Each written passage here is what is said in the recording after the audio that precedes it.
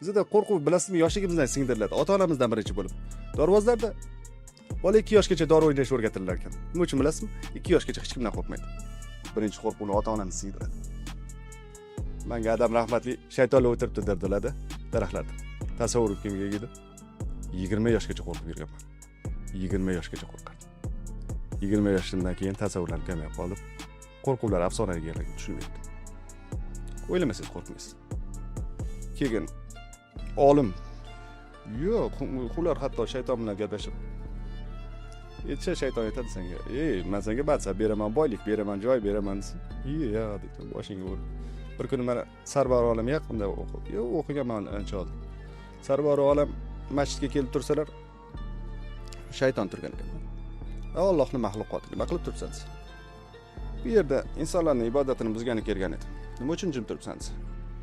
Bu yerda olim uxlayotibdi. Nima unaqasi bo'ldi? Agar hozir bularni bilsam, olimning uyqusi qochib ketadi. Menga keyin ko'proq zarar tegadi.